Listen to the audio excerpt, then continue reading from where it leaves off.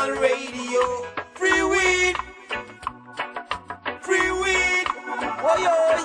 Danny Danko come to show you how it goes. You know what that means? It's time for our Cultivator's Corner segment. Every fourth Friday of the month, we visit with High Times Senior Cultivation Editor Danny Danko, who I understand is on the golf links today. How you doing, Danny? Hello, Danny. We got you? Are you there? Having some trouble getting Danny on the line. Let's try that call once again. I knew he was golfing, so he might not have heard the ring while he's out there on the links, but we'll see if we can get a hold of him out there. Of course, High Times Magazine getting ready for the Amsterdam Cannabis Cup coming up November 24th through the 28th, Thanksgiving week. Hello. Hey, Danny, it's Russ.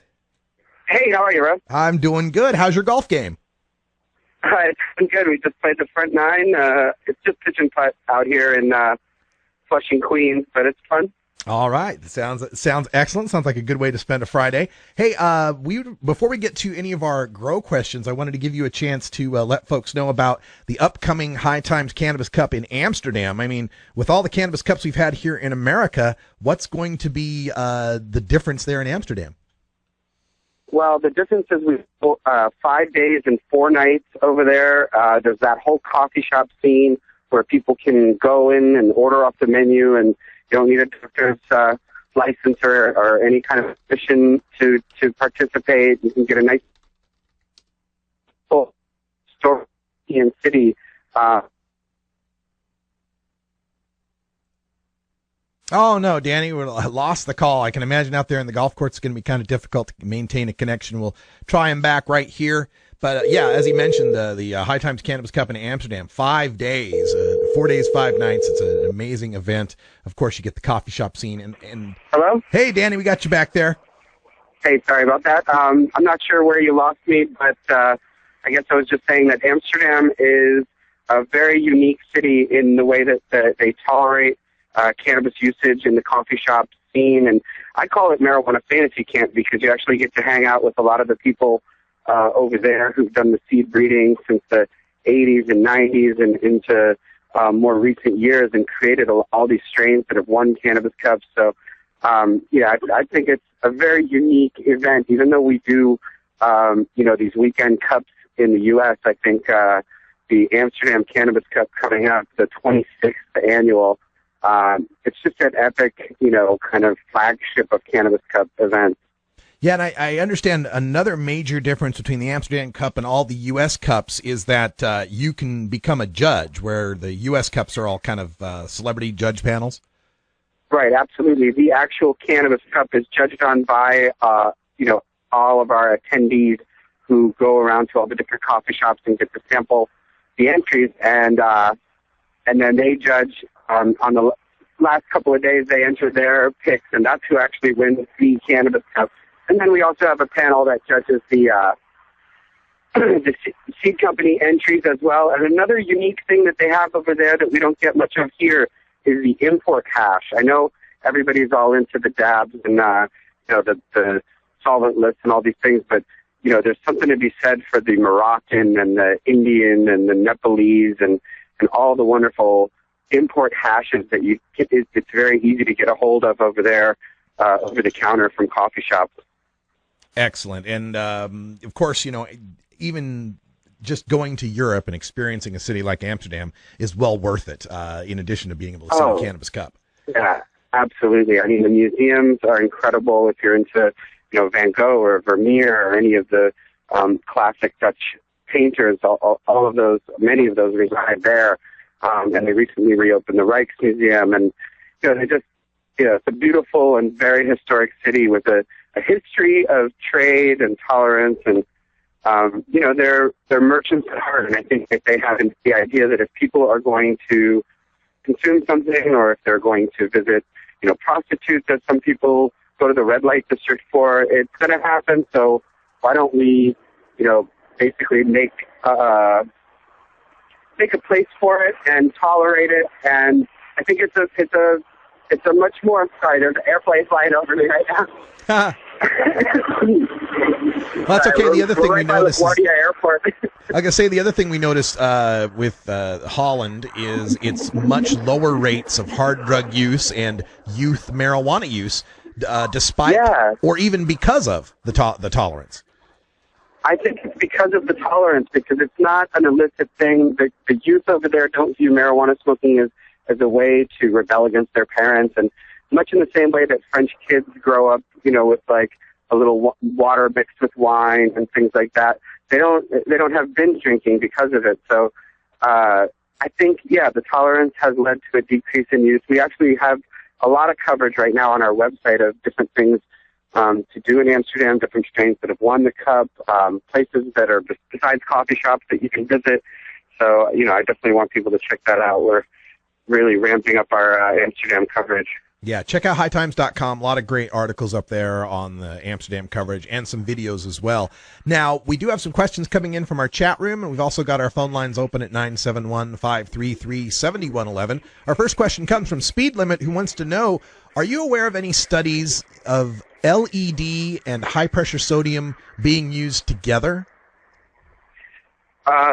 Absolutely. A lot of people these days in the larger grow rooms where heat can be a serious issue are basically checkerboarding their high-pressure sodium lights with LEDs in between. And by checkerboarding, what I mean is, that they put them in opposite each other in the room. So if there's 8 lights, they're going to have 4 high-pressure sodiums and 4 LEDs in that checkerboard pattern. And in that way, they can reduce the electrical costs and reduce the heat while still kind of getting the best of both of the benefits of that type of lighting, because they're all blending together. So I feel like, that type of mixed spectrum is going to result in better terpene production, which is really ultimately what we're after. All right. Here's a question from Howdy Y'all, which is pretty appropriate for where you're at. Are there cannabis-friendly golf courses for growing and use? Well, growing, I don't think you're really going to get away with that on a golf course. They're pretty well maintained by, crews of people who maintain, the grounds. But as far as smoking, I mean, there's varied levels of tolerance. I'm sure there's plenty of private clubs that don't tolerate it at all. But one of the good things about, golfing and smoking is you're out in, the parkland, and you're pretty far away from anybody who might object. And if they do, you got a lot of time to sort of put things out or take care of what you need to take care of.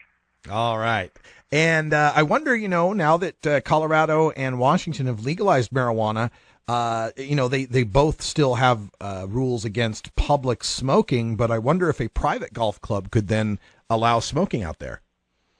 Well, yeah, I would hope so. I was interested in that article, about the Michigan hotel that was allowing smoking, and I think that there's some hotels there that are attached to golf clubs that could probably use the business. So we're really of the mindset that we'd love to put together some kind of a High Times Invitational tournament and do that. We're actually doing an online version. If people are interested, they can tweet us at High Times Mag, and they can find out about different invitational, not even online tournaments. You actually play the course, and then we just compare scores. And hopefully, we're hoping people will participate in that as well, and that'll generate some more interest in us actually doing a live tournament at some point. Oh, that would be a lot of fun.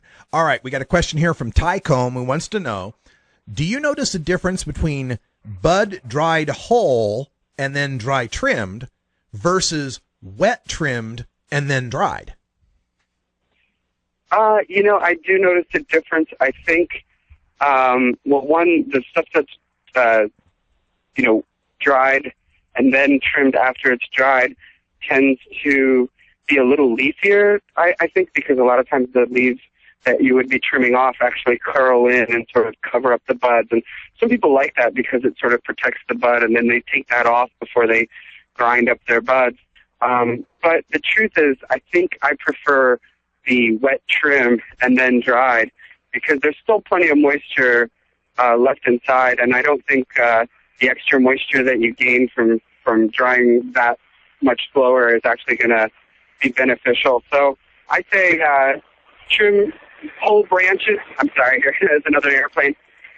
I would say trim whole branches and then hang them to dry. And then once they're dry, trim the buds off and, put them in jars for curing. All right. And we have a thank you for Danny Danko from our own Lively Libra, who wants to thank you for going out of your way at the 420 Boston Tree Party to give me your reject cookie. Apparently it worked well for the flight. Well, that's great. Yeah, it was wonderful to actually meet her face to face and hear her, inspiring story of basically coming out of the cannabis closet and committing to the cause and stuff. And it was, very sort of moving to hear that story and of her son as well. Yeah. We have a question from KEH 1223. What kind of THC percentage could a novice grower expect to produce? I'm sorry, can you say that one again? Said, what kind of THC percentage could a novice grower expect to produce? I mean, I guess there's a lot of variables in that question. Yeah, there's a lot of variables, but whatever the plant is capable of, you're capable of producing. So if a strain is testing at, 20% THC and everything goes properly, you should be getting, 20% THC buds from that grow. The variables are, light and heat and making sure that, the plant is healthy at all times. But if that's the case, a novice grower can get the same percentages as the grower who wins the Cannabis Cup. Okay, so a novice grower could, take a strain to its full potential, but do you find... Absolutely. It's genetically based. Yeah. So if they have the right genetics and they grow it properly, they're going to get, the full potential. So how much, let's try and rephrase this a little, how much drop-off in THC percentage could there be from not properly growing a plant? Oh, I mean, all the way down to zero if things go, really south. But, anywhere, depending on, let's say that there's lights that are too close to the buds and they end up burning the tops, there will be buds lower down that'll have the regular percentage of whatever's there, and then there'll be buds that were burned at the top that would certainly test much lower. So, I would say that there's a lot of variables, but if the plant is healthy, it's going to produce the amount of THC that you're used to getting out of those genetics. Okay, it sounds about right to me. As far as there's so many variables involved there, I don't think. Of course, the skill of the grower is going to make some difference, but it's not going to make all the difference. That's about all the time we got here for our Cultivator's Corner with Danny Danko. But if you want more expert growing opinion, make sure you check out Free Weed with Danny Danko, replaying here on 420 Radio and available at hightimes.com/freeweed. Got a new episode coming up? Absolutely. We actually are about to put a new episode up if it hasn't already gone up. It's the panel. It's the first panel that I did in Seattle at that Cannabis Cup with DJ Short and Kyle Cushman and Kenny from Trichome. And I believe Swerve was on that panel as well. So, yeah, we're excited to put that up and hope people enjoy that. All right. Well, thank you so much for joining us, Danny, and good luck on the back nine. All right. Thanks for having me. And 20. All right, thanks so much. Hey, when we come back, time for a Radical Rant. We're going to talk about the top 10 scaremongerings of the No on I-502 campaign that didn't come true. Be right back.